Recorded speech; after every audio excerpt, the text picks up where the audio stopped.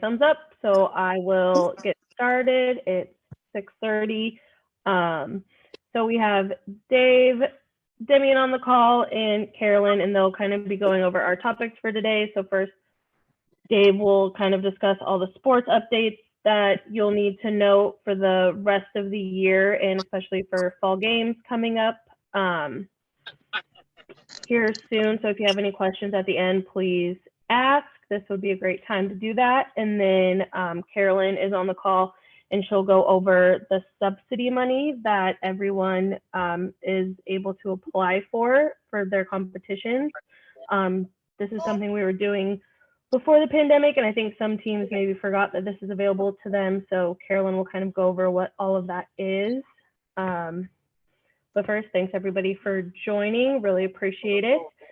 I have one update of my own that I just want to go over with people real quick, because I've been getting the question quite a bit about what COVID paperwork is still being required of our athletes, coaches, volunteers, and such to fill out. So as of right now, we are no longer requiring people to fill out that COVID code of conduct, and I'll share my screen here in a second to show you which ones.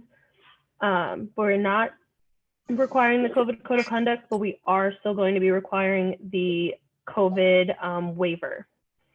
So I will share my screen briefly to kind of show you which ones I'm talking about. Yeah.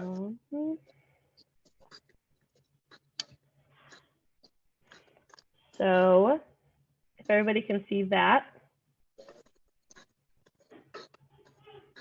Yes. Okay. So we are no longer requiring, this would be the COVID code of conduct, the one where you check all the boxes. It's pretty outdated. A lot of the things that people were agreeing to were not really in keeping with what we are currently practicing due to COVID. So that is no longer required. The one form that is still going to be required is this COVID waiver. So until SONA or Special Olympics International tells us otherwise, this one is still going to be required of anybody participating in any Special Olympics event or competition. Any questions regarding that?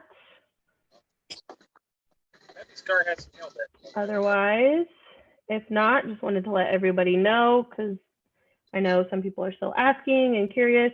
Otherwise, I will turn it over to Dave to kind of cover all of the sports updates.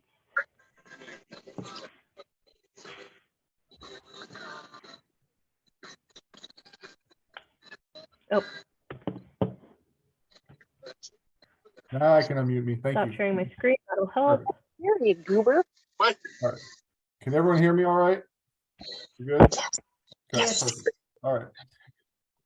So a couple sport things. Obviously, we have fall games coming up here. Registration for fall games was due yesterday, and I see some names on here that I have not received registrations from. I know some of you need a day or two extra to get some final scores in, so if you could please get that to me as soon as possible.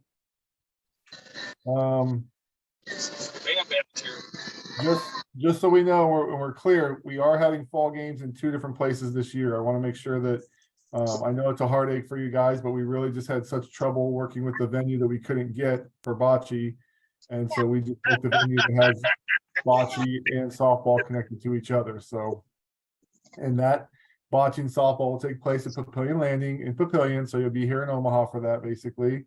And then tennis and golf are still at the standard places of Mahoney Golf Course and Woods Tennis Center in Lincoln. So for softball, we're going to start at 5 p.m. If you guys need a later game or an earlier game, and this is for anything. This is for tennis, bocce, golf, softball. If you let me know this week, it's easier for me when I put together my schedule. If you say, you know, one of your athletes is going to have something going that afternoon, can we get in the morning game? I can do that. It's a lot easier now than right before the competition. We got to move everything around. So let me know if you have any requirements, and I can try and make that work. Dave, can you ask everybody to mute, please? Yep. It looks like Pam, I think you and Lynn look like you're not muted yet. I'm getting a lot of background from you guys. Thank you. All right. All right, so softball will start at 5 o'clock on that Friday. We will have the Hy-Vee grill out there like we've had in the past. Make sure you guys have signed up for food. The other thing is the sooner you get me your stuff, the sooner I can get schedules out and you can know how much food you actually need for your teams. And so that's kind of how that works. But we'll have the Hy-Vee grill at 5 o'clock out there when we start our competition. And that'll run probably till about 7:30 or 8 that night. Again, I don't have all the entries in, so I don't know how late our schedule is going for that. And then Saturday morning, bocce will start at 9 a.m. there at Papillion Landing as well. And tennis will start at 9 a.m. at Woods in Lincoln. Again, that'll be a 9 a.m. start for them as well. And then Sunday, all we have left is golf. And that'll be a 9 a.m. start for everything except skills. We're going to start a little bit later because I want to make sure we get everyone on the course. And then we can go and finish up our skills. And that'll start at 9:30 for that. Again, I really want you guys to sign up for food if you want. And so we can get those numbers out to our venues because they need to order food. This is kind of where it starts to get crunch time for everybody. Any questions about any of those events so far? Okay, the next thing I want to do is once I get all the entries in, we'll go back through our delegations. Anyone that didn't turn in anything to us, just confirm they're not coming, and then we'll send out our, our initial brackets and our initial lists. And I'd really like you guys to take a look at those and make sure we're not missing anything. I have a couple people helping me put entries in this year, so I am overseeing them, but sometimes we miss something here and there, so I'd like to get that handled as soon as possible. So when you see that stuff come out from us, please check it if you can, just confirm, yep, everything looks good, or nope, you've made a mistake. And there's even little things like, oh, our athlete was supposed to be in a ramp half court, not full court, or something like that. There's little things that some of the new people might not know to look for when they're putting in registration with me. I don't know if we have any equestrian people on the call here, but that is still taking place on the 12th in Lincoln on Saturday. Registration for that ends next week. But right now we're not having a whole lot of people signed up yet. So if you do plan on doing that, please let us know. Because we really want to get equestrian back. It's different though, it's not in Central City this year, it's in Lincoln. So I know it's going to be a little challenging for some people, but we want to make sure that we have enough athletes, riders to make it viable for us to do it, because no matter if we have one rider or 100, the venue costs the same amount of money. So we need to make sure that it's cost effective for us to move to this place, or to at least get it back going again. A couple updates on some new things. So some Top Golf information went out a while ago and some people were interested. Unfortunately, Top Golf is only in Omaha. We can't control that. So I know it's tough for some of our delegations to not be able to make it out here. And it's kind of a test program and we are part of that. So it's not going to run as smooth as I'd like it the first time, but the teams that are doing it, I'd like to get some feedback as to how easy it is to sign up, how practice is going, because sometimes what they tell us might not make it all the way down to Top Golf when they're, the people, the boots on the ground, I guess, that are taking the reservations and getting our athletes into practice. And then as far as when they want to have the competition, I don't know that yet. We're supposed to have a call with them on Thursday. I will not be on that call, but Amanda from our office, Goobles, she'll be on the call. She'll get some information for us on that. So as soon as we find out more information, we'll pass that on to you guys.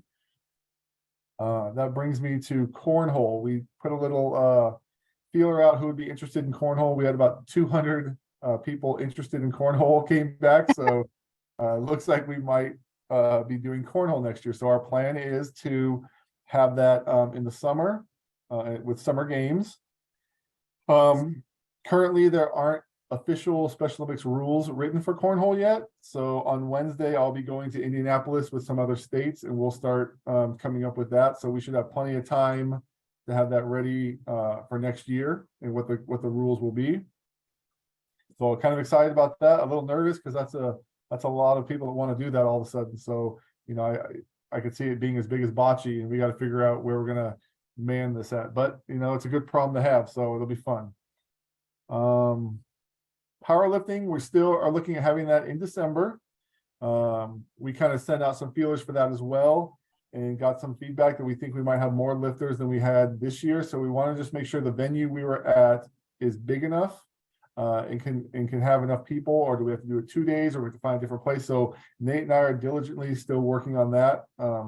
We have a couple meetings next week with some people, so we're still up in the air about that, but we will have it. We just got to figure out where and when. It looks like it'll be in December, but is the venue, we're not exactly sure yet.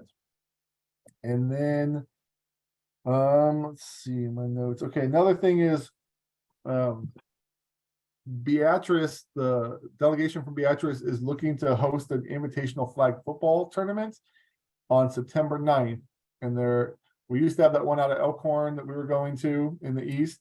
And then when COVID hit, that kind of shut down. And then when COVID was pretty much done, and they had their little festival back, they were doing things on the football fields, and they were starting to use those. So we no longer had access to those. So that kind of just went away, and we're kind of looking for something to fill that void.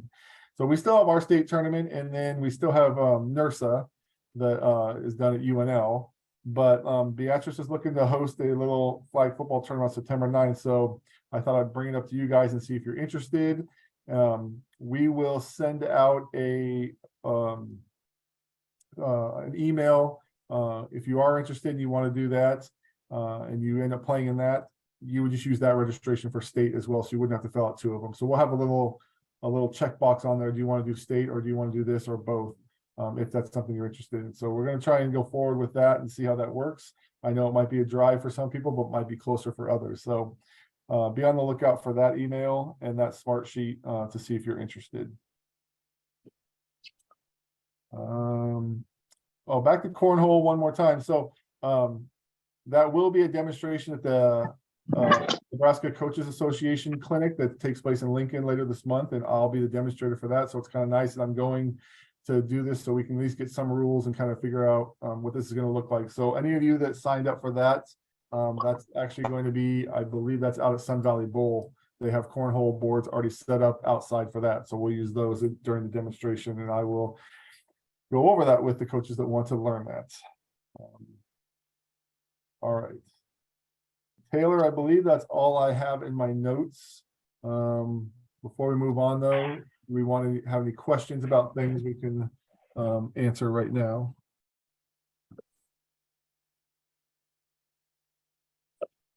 Dave, Yeah, go ahead.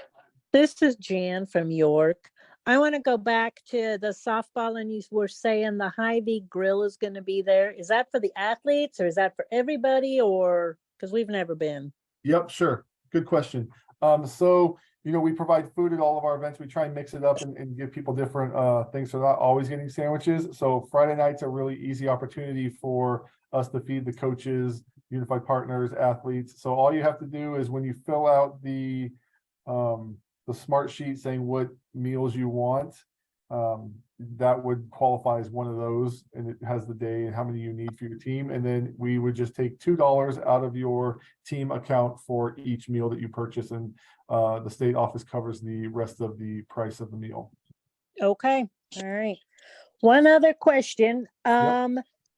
So Beatrice Invitational September 9th. So my calendar I got for competition. When does the flag football registration have to be in by? Do you have that set yet? It is set, and I don't know off the top of my head right now. Let me see. It would be end of September. Registrations would be due end of September because the competition is end of October. Correct? Yeah. Well, this calendar's got October 14th, so that's why. And it's in yellow yet. Let me see. Give me 1 second here. Sorry. Okay.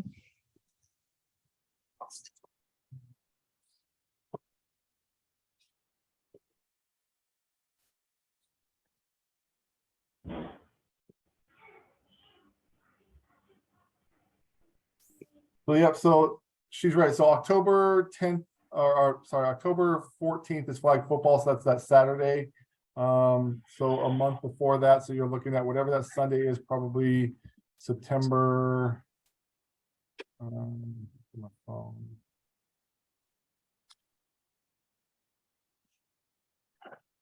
Looks like probably September 17th. Okay. All right. Thank you. Mhm. Dave, I have one more question about flag football. Yeah, That state, is that the one that's in Omaha? That they had a lot of high school teams do? but they had a lot, you said high school teams? Yeah, They generally don't have a lot of high school teams for state.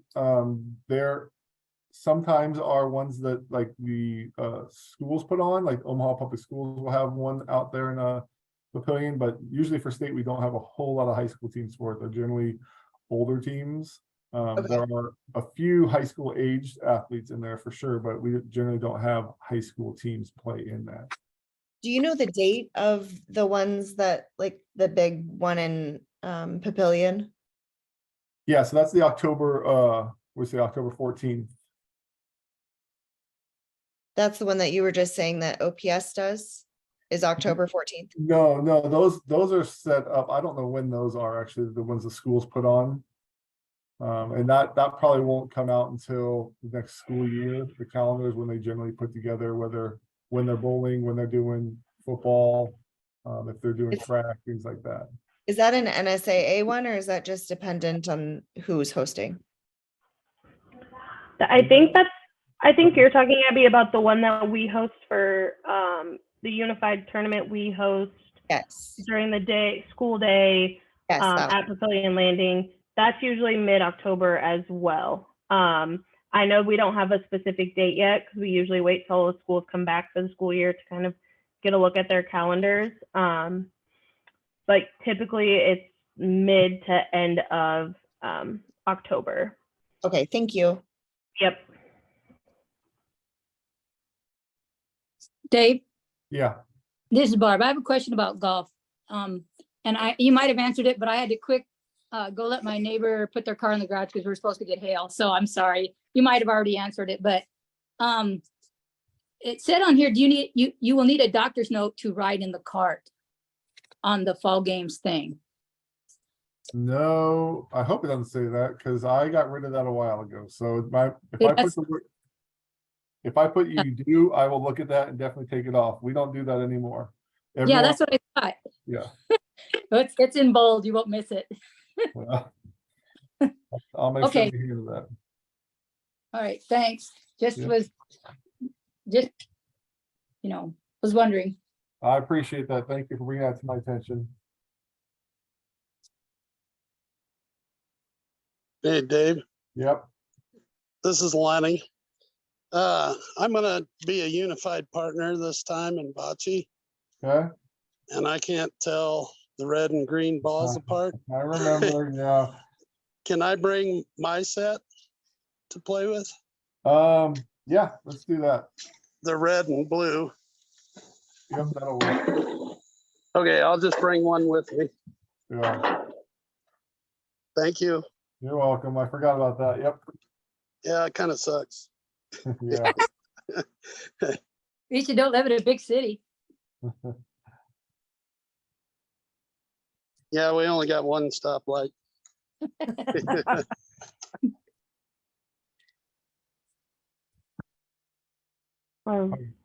Anybody have any other questions for Dave? The No? tournament, sorry, the tournament in Beatrice, is that more older teams, or is that also gonna maybe have some more high school age teams? You know, that's a great question. I don't know. We just talked about it on, I think, Thursday. So it's very new to us. In the past, it has been generally the teams that we have going to state. So more non-high school teams, as they're just looking for another opportunity to practice or basically scrimmage, play against other teams. So usually you don't have that, but I couldn't tell you. And again, it's been, I want to say 3 or 4 years since we've actually had the one at Elkhorn. I think 2019 might have been the last time they had that before COVID. And so some of these, our teams, our numbers have gone down since then anyway, so I don't know. Okay. Yeah, I feel really bad for our tiny little girls that are playing against grown men. Sure. So, Mhm. all right, thank you. You're welcome. Anybody else? No? Yeah, I do. I'm sorry. Nope, Sam you're good. Prodell, new head of delegation in Elkhorn this year. So we're new to like everything. So sorry, I'm going to have a gazillion questions. So with flag football, when do you typically start? And I hear everybody asking like about younger kids and this, that, and the other. And like, we've kind of geared more towards the younger, I mean, like elementary, middle to high school, like towards the younger kids. Like, are there opportunities for those kids to play? Is that something that gets talked about later in the meeting, or how's that all work? As far as opportunities, we try to provide as many opportunities for everyone as we can. Unfortunately, with team sports like that, it gets difficult sometimes to have equitable competition, and we want to make sure, especially with flag football, that the younger athletes are safe. That's what we kind of worry about. It's different if it's bowling or swimming or something without defense or running around. And ideally, if you could get enough to have two teams, you split them evenly, and then because I don't ever know who's going to turn in registration, so you might have, there might be 4 teams that actually have younger kids on them this year, which is something that we don't generally have. But I don't know that going forward until we start getting the registration in, which is about a month out. So ideally, if you could have 2 teams split, you at least have someone to play against that is kind of your size.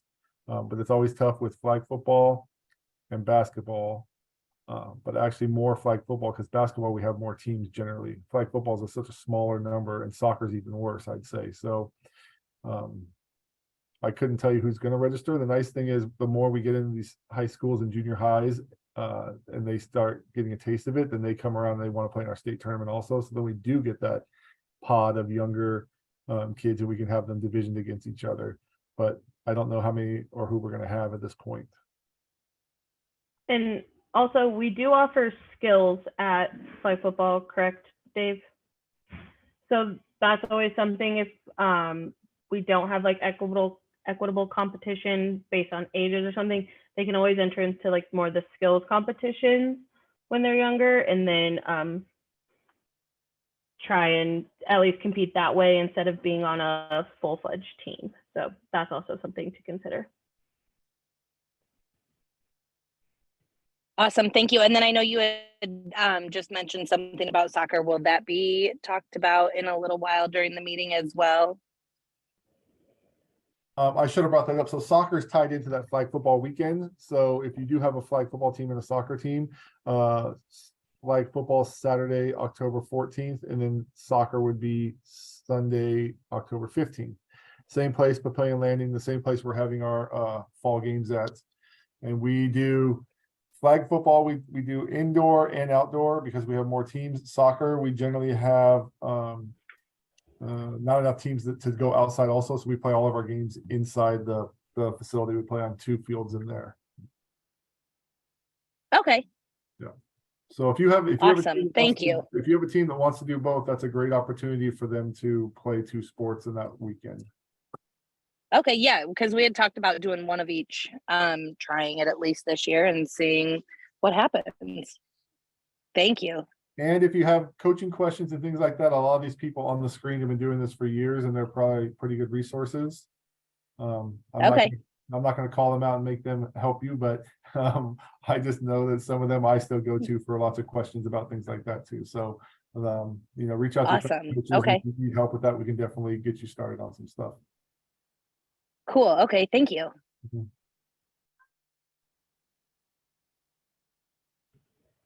All right. If there's not any more questions for Dave, I will just say one thing. He did touch on the coaches clinic, which is coming up the 25th through the 27th. If you haven't signed up or want someone a coach on your team to sign up, you can still do that. Just go to the link in the email. The cost for you might be different. If you signed up before the registration, we would cover half the cost, but if you sign up now, you would have to cover the full cost. But if you want to get in on any of the sessions being offered, you can still sign up for that. So otherwise, I will turn it over to Carolyn to kind of talk about the subsidy money.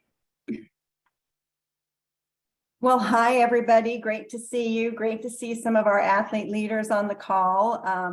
Great questions. Great job, Dave and Taylor. So I get a chance to talk a little bit about the subsidy fund. So sounds like we've got some new folks on the call. So let me give you a little short history. About 9 years ago, we received a large gift of $2 million that was restricted.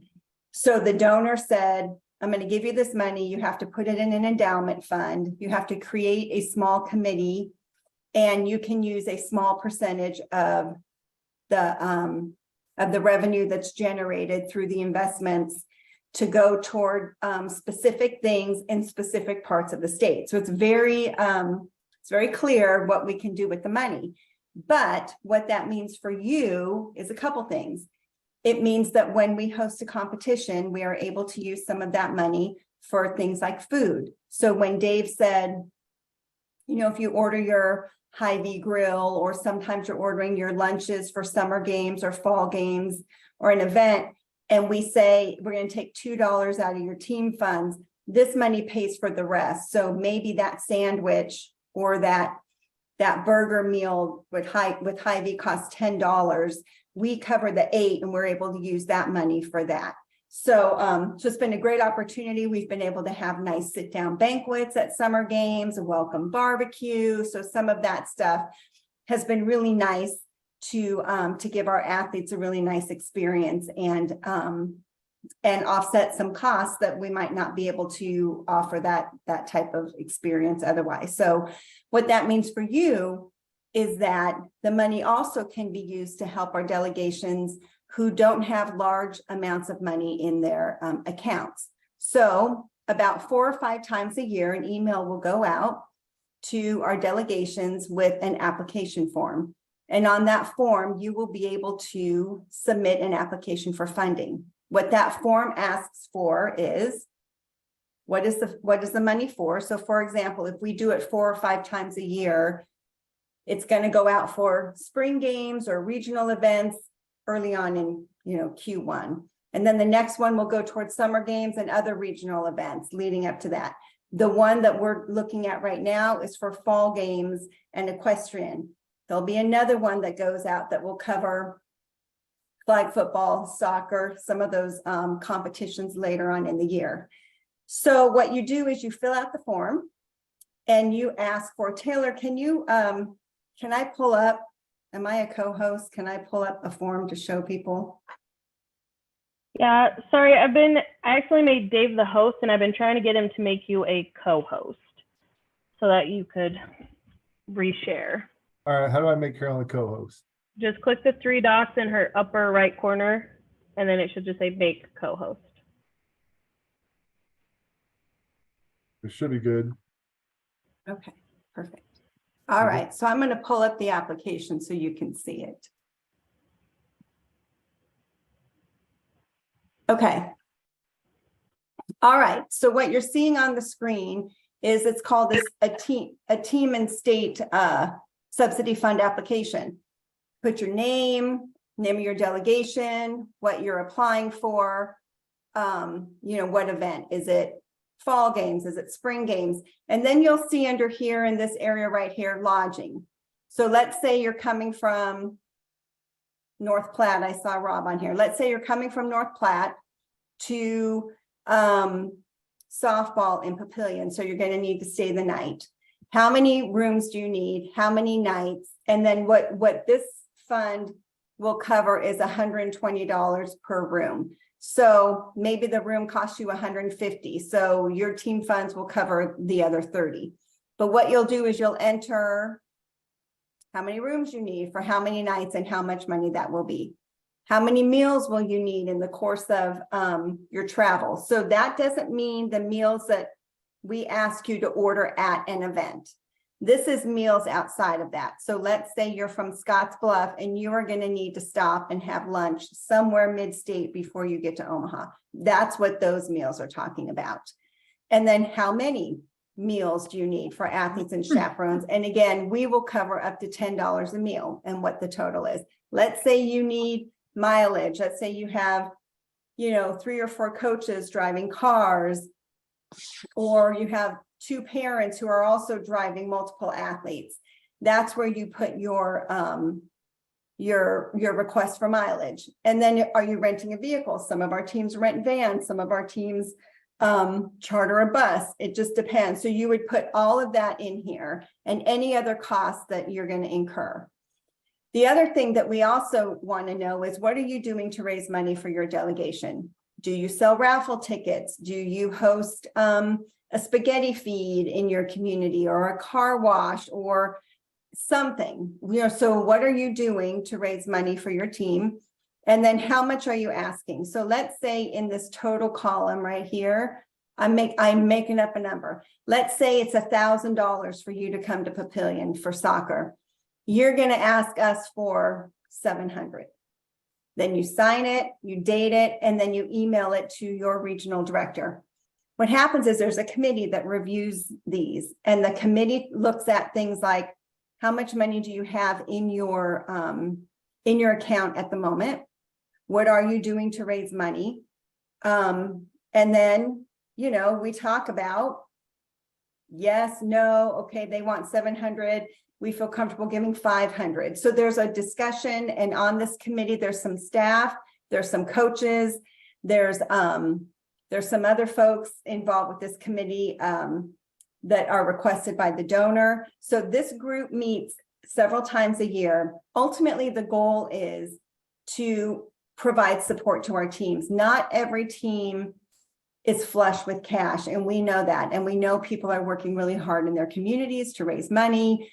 And then the further west you go or you live, the more cost you're going to incur to come to one of our events that's in Lincoln or Omaha, or even a regional event in mid-state. So the idea is, what can we do to support our delegations? Sometimes the answer is no. Sometimes after we've looked through all the applications, we're given this. Sometimes the answer is no, this team has a significant amount of money in their fund and they've been awarded funds the last 3 times. We're going to take a break. That doesn't mean you should not apply again. So I said all that to say that if you don't know about this, you should be getting an email with this information. If you're not, email me or Taylor or Dave and just say, can you, give me more of that information on that subsidy fund. Ideally, we want to make sure that money is not an excuse that you can't bring your delegation to an event. We want to support that, and that's what this money is for. It's restricted to those specific things, but at the same time, we want to make sure to remove those barriers. And I see people on the screen who have received funding, and I know that it is really nice to know that we're getting a little bit of support to pay for our vehicle or our lodging. Some people have large delegations and they have thousands of dollars in hotel costs. If this fund can help pay for half of that or some of it or whatever. So it's a really great opportunity that our coaches and HODs have, that I just want to remind you, if you are interested or want more information, the one challenge, so the caveat to that is I see people on the screen who, I'll call out Mike Messerall, for example. Mike's in Omaha, right? If it's an event in Omaha, we're probably not going to give him money for his mileage for his 3-mile trek to Papillion Landing from where he lives.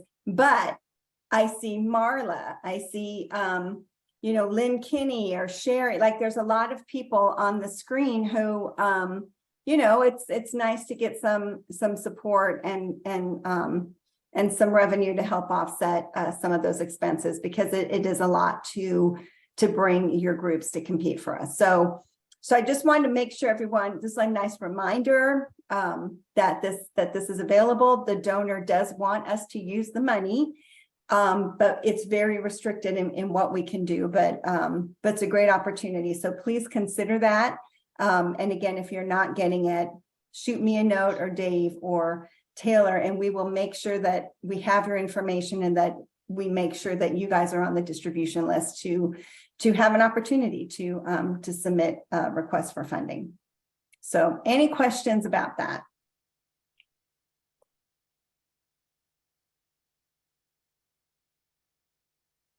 See, Dave, I got off easy on this one. Everybody's just being nice to me. Okay. I All wore right. them out, and then you come in, close the game with 3 pitches, and that's what happened. You get all the Yeah. credit. I'm here to give you money. Just ask Yeah. for it. It's all good. It's all good. All right. Well, you guys, I'm looking forward to seeing you in a couple weeks at fall games. So thanks for all you do, and no questions. And Mike, sorry, I'm not giving you any money, but glad you're on the call. No worries, Carolyn, but I do have a question for Dave real quick. Dave, I know that there's gonna be food in Lincoln. Is there gonna be lunches in Papillion for bocce? Yep. Yep. I think is it Jersey Mike's? It's Hy-Vee lunches. Oh, At, Hy-Vee lunches, it's yep. going to be Hy-Vee, yep, Yep, that's at nice. Papillion. Yep, Okay. Thank you. Yep. no problem. So if nobody has any questions for Carolyn or Dave, if you do later after this call, like Carolyn said, feel free to email myself, Dave, Carolyn about any of the questions that came up from this. I wanted to touch on something really quick, kind of planning ahead for next week's meeting, which will be about coaches and volunteer retention and recruitment. So tomorrow I will be sending out, with a follow-up to this meeting, just a quick survey of kind of what your team is looking for. It's just going to ask kind of what sports your team currently does. If you don't do a sport, if your team is interested in sports, and maybe what's stopping you from adding sports, whether that be lack of coaches, venue, money, like Carolyn said. Just a few questions to better understand, and then there's an option at the bottom to kind of fill out if you want to meet with us individually and kind of go over. We know a lot of teams lost some coaches just with COVID and taking a year or two off. So we really want to get you guys back up and running to full capacity. And I feel like a lot of our programs are continuing to grow in athletes, but that definitely is hard if you're not continuing to grow with coaches and the demand of what sports people are wanting to do. So it's just a quick survey for you guys to fill out before our next meeting so that we can kind of have an open discussion about what you guys need, how we can better support you and help you grow your team and the opportunities for your athletes. So otherwise, that is all I have. Does anybody have any questions about that before we sign off?